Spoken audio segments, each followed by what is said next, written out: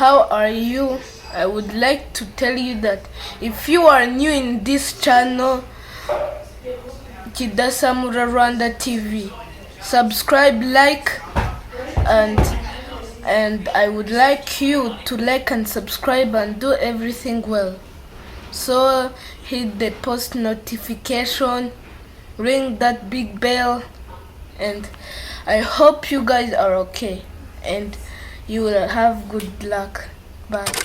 Iyi ni inkuru nziza ku mukecuru witwa Nyirahabimana w'imyaka 73 y'amavuko. Arashimira leta y'u Rwanda kuba yaramukuye mu icuraburindi. Ubwo ndavuga yuko uyu mubyeyi yari yarasenyewe n'ibiza Gicurasi umwaka wa 2023 ubwo yubakiwe inzu nziza kandi inzu igezweho. Ubu ngubu akaba yongera gushimira leta y'u Rwanda ibyo yamukoreye. Uyu mumama cyangwa uyu mukecuru no mu murenge wa Miramo mu kagari ka Bugaga mu murenge wa Muru mu karere ka Rutsiro. Arashimira leta y'u Rwanda yamwubakiye inzu akaba atakiri mu biza cyangwa akaba atarikiri mu icuraburindi. Bivuze ko rero rimba ari bwo bwa mbere ugeze ko no muyobora Kidasamura TV Rwanda, kora subscribe ufungura inzogera kugira ngo uzajye ubasha kubona amakuru mu gihugu cy'u Rwanda. Ni ncama cy'amakuru ngiye kukubwira no makuru. Nitwa Urinzwe n'Imana Emmanuel, abanzi banze ku mazina ya Kidasamura. Ndavuga ngo nimba ari bwo bwa mbere ugeze ko no muyobora Kidasamura TV Rwanda, icyo usabwa no gukora subscribe ugafungura inzogera kugira ngo uzajye ubasha kubona amakuru mu gihugu cy'u Rwanda. Turakomereza ku mukecuru w'imyaka 73 y'amavuko yitwa Nyiraminani. Ubwo rero uyu mukecuru akabashimira leta y'u Rwanda kuba yaramwubakiye ikamukura mu icuraburindi ubwo yasenyewe n'ibiza mu mwaka wa 2023. Akaba yarahawe inzu, akaba ari umukecuru ubu ngubu witeje imbere kandi urumva nimba yageze ku rwego rwo gushima, no kuvuga ngo yaranyuzwe.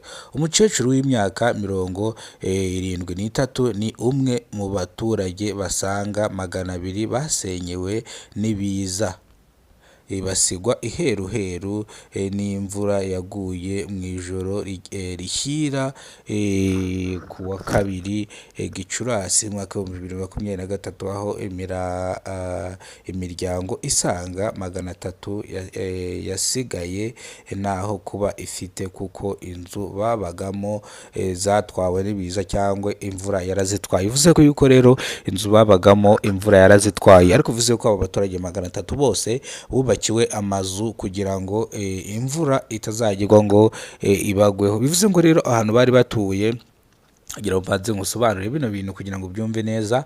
Hano bari batuye imvura cyangwa imvura nyinshi yaraguye irabasenyera. Kubasenyera rero nibwo leta y'u Rwanda yabonye yuko aba bantu n'ahantu bo kuba basigaranye cyangwa bajya hitamo rero kubakira amazu yo kubamo. Abaturage rero bakaba bari gushimira leta y'u Rwanda ko yakoze. Bivuze yuko rero ni igikorwa cyiza cyane cyangwa ni igikorwa kizahoraho.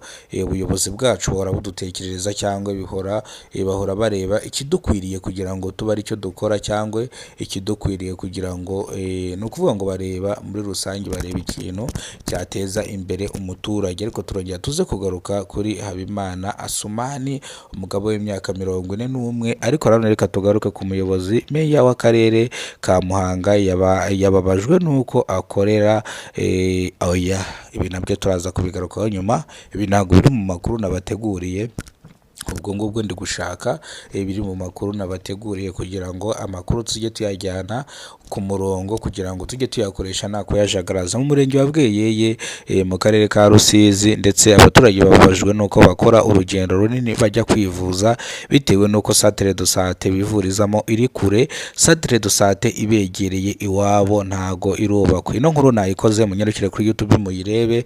Impanuka ibereye Sonatibe nayo nayikoze. Iyi nkuru nayo mujye kuri YouTube muyirebe. Minisitiri w'Intebe Nsengiyumva kuri uyu wa gatanu yatangiye urugendo rwo gusura cyangwa rwo gusura ibikorwa remezo impande n'impande zitandukanye ubwo yasuye abahinzi n'aborozi. Aha, iyo nkuru nayo ndaza kuyigarukaho, iri mu byemezo by'inama y'abaminisitiri, ubwo ndaza kuyigarukaho nayo ndaza kuyivugaho. So rero mwakoze kunkurikirana, mwakoze gukurikirana Kidasamura TV Rwanda. Ubwo ndaza kugaruka ndambura ano makuru yo n'incamake mba mbararike cyangwa mbaciriye mu marenga kugira ngo mwumve inkuru ndi buze kuvugaho. Nge mwarimo mubana mwana makuru nitworinzwe n'Imana Emmanuel, abanzi banze ku mazina kidasambura. Muhawe ikaze nimba ari bwa mbere ugize kuno muyoboro kuri subscribe ufungura inzogera, ntawe wakoze subscribe uruwa gaciro, ibyo tugezeho niwe tubikesha. Imana ikurinde iguhe ubu